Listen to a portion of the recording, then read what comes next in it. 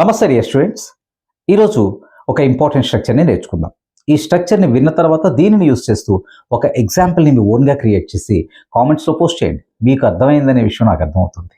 Okay, so ఈ స్ట్రక్చర్ని ఎలాంటి సందర్భాల్లో యూస్ చేస్తాం అంటే ఫస్ట్ పర్టికులర్గా దీన్ని పాస్ట్లో యూస్ చేస్తాం. పాస్ట్లో ఏదైనా ఒక పని చేయవలసిన అవసరం అసలు లేదు, కానీ ఆ పనిని మనం చేసేసాము. ఓకే, ఒక సందర్భం తీసుకుంటే ఫర్ ఎగ్జాంపుల్ ఒక గొప్ప కోసం అప్పు చేసి 60 రకాల ఫుడ్ ఐటమ్స్ని తయారు చేసి ఒక భోజనాలు పెట్టాం. ఇందులో 50 రకాల ఫుడ్ ఐటమ్స్ని ఎవరు టచ్ కూడా చేయలేదు.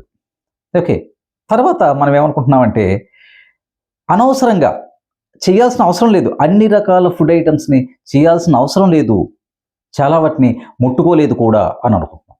దీనిని ఇంగ్లీష్లో చెప్పాలంటే ఎలా చెప్పాలి అంటే need not have subject plus need not have plus past participle ని యూస్ చేస్తూ చెప్తాం. అంటే you need not have prepared or you need not have offered so many items, most of them were untouched, చాలా వాటిని అసలు వాళ్ళు ముట్టుకోనే లేదు. ఇలా మనం ఒక పని చేయాల్సిన అవసరం లేదు, కానీ ఆ పనిని మనం చేసేసాం అని చెప్పడానికి మనం ఈ స్ట్రక్చర్ని యూస్ చేస్తాం.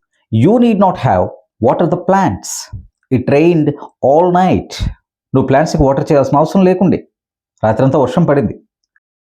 You need not have bought tickets, they already bought, అంటే ఈ పనిని మనం చేయాల్సిన అవసరం లేదు కానీ చేసేసాం. ఇటువంటి మాటలు చెప్పేటప్పుడు need not have plus past participle స్ట్రక్చర్ని యూజ్ చేస్తాం.